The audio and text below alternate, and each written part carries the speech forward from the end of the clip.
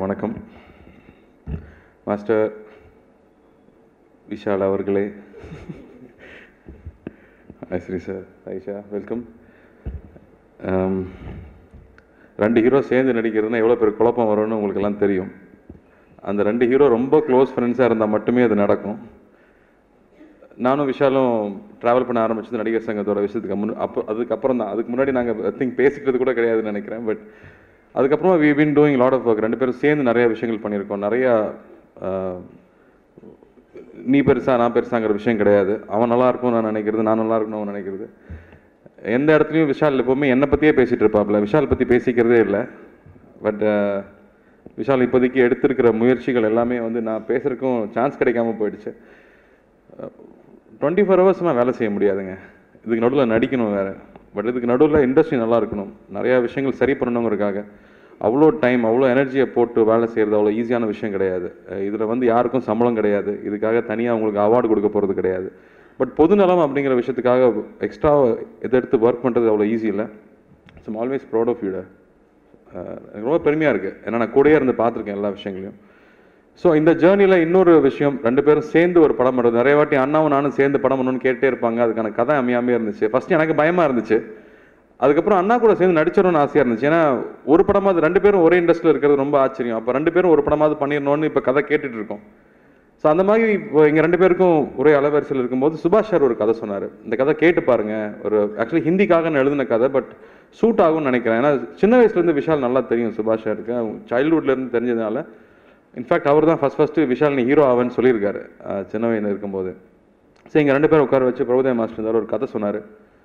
ரொம்ப யூனிக்காக ரெண்டு contrasting characters.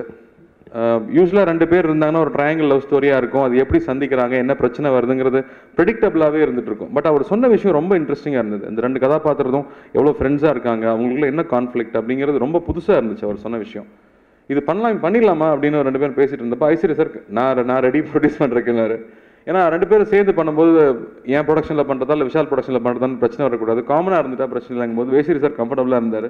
And Prabhudeva master பண்ணால் அந்த கேரக்டரில் என் கேரக்டரில் நிறைய ஹியூமர் இருக்கும், விஷால் கேரக்டரில் வேறு ஒரு ஷேடு, இது வரைக்கும் விஷால் பண்ணாத ஒரு ஷேடு அதில் இருக்குது. ஸோ மாஸ்டர் பண்ணாருன்னா அதை கமர்ஷியலாகவும் ப்ரெசென்ட் பண்ண முடியும். அண்ட் ரொம்ப நாளுக்கு அப்புறம் மாஸ்டர் டைரக்ட் பண்ணுறாரு, அதில் எங்களுக்கு ரொம்ப சந்தோஷம். அப்படி என்னையும் ஆட வச்சிருவாருன்னு நம்புகிறேன் மாஸ்டர்.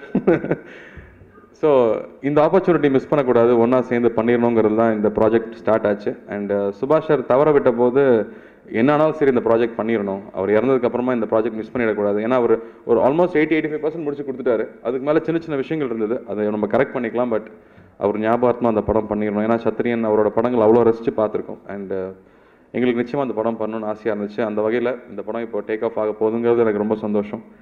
அண்ட் ரெண்டு பேருக்கும் ரொம்ப சவாலாக இருக்கும், டஃப்பாகவே இருக்கும். இன்ஃபேக்ட் ஒரு சூப்பர் கிளைமேக்ஸ் அந்த படத்தில் இருக்குது. And Sayyeshaa, welcome. You already introduce to the Tamil industry. But இந்த ரோல் நிச்சயமாக ரொம்ப ஹீரோயினுக்கு ஒரு சேலஞ்சிங்கான ரோல், ஒரு மீட்டி ரோல், பெர்ஃபார்ம் பண்ணுறதுக்கான நிறைய ஸ்கோப் இருக்கிற ரோல். அவங்களோட டான்ஸ் மட்டும்தான் போட்டு காமிச்சாங்க.